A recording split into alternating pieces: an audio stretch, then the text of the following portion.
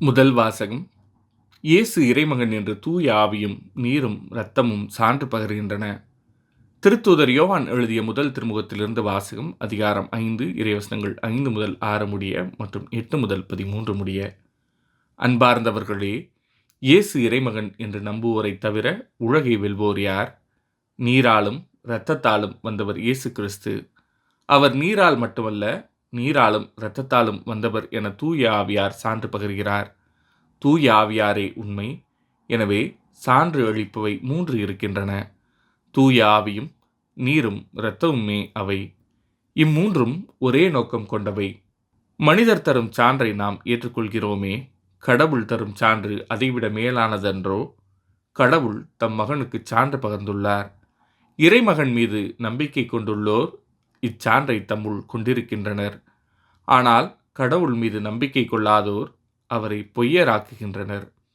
ஏனெனில் தம் மகனை குறித்து அவர் அளித்த சான்றை அவர்கள் நம்பவில்லை. கடவுள் நமக்கு நிலை வாழ்வை அளித்துள்ளார். இந்த வாழ்வு அவர் மகனிடம் இருக்கிறது. இதுவே அச்சான்று. இறைமகனை கொண்டிருப்போர் வாழ்வை கொண்டுள்ளனர். அவரை கொண்டிராதோர் வாழ்வை கொண்டிரார். இறைமகனிடம் நம்பிக்கை கொண்டுள்ளோருக்கு நிலை வாழ்வு உண்டு என நீங்கள் அறிந்து கொள்ளுமாறு உங்களுக்கு இவற்றை எழுதுகிறேன். இது ஆண்டவரின் அருள்வாக்கு. இறைவா, உமக்கு நன்றி. பதிலுரை பாடல். எருசலேமே ஆண்டவரை போற்றுவாயாக. எருசலேமே ஆண்டவரை போற்றுவாயாக. சீயோனே உன் கடவுளை புகழ்வாயாக. அவர் உன் வாயில்களின் தாள்களை வலுப்படுத்துகின்றார். உன்னிடமுள்ள உன் பிள்ளைக்கு ஆசி வழங்குகின்றார். எருசலேமே ஆண்டவரை போற்றுவாயாக. அவர் உன் எல்லைப்புறங்களில் அமைதி நிலவச் செய்கின்றார். உயர்தர கோதுமை வழங்கி உன்னை நிறைவடையச் செய்கின்றார். அவர் தமது கட்டளையை உலகினுள் அனுப்புகின்றார். அவரது வாக்கு மிகவும் விரைவாய் செல்கின்றது. எருசலேமே ஆண்டவரை போற்றுவாயாக. யாக்கோபுக்கு தமது வாக்கையும் இஸ்ரேலுக்கு தம் நியமங்களையும் நீதி நெறிகளையும் அறிவிக்கின்றார். அவர் வேறெந்த இனத்துக்கும் இப்படி செய்யவில்லை. அவருடைய நீதி நெறிகள் அவர்களுக்கு தெரியாது. எருசலேமே ஆண்டவரை போற்றுவாயாக. நற்செய்தி வாசகம். நீயே என் அன்பார்ந்த மகன், உன் பொருட்டு நான் பூரிப்படைகின்றேன்.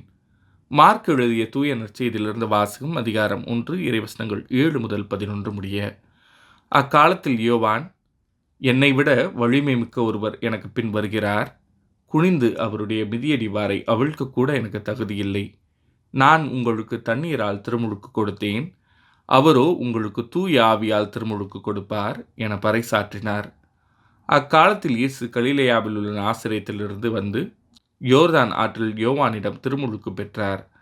அவர் ஆற்றிலிருந்து கரையேறிய உடனே வானம் பிளவுபடுவதையும் தூய ஆவி புறாவை போல் தம் மீது இறங்கி வருவதையும் கண்டார்.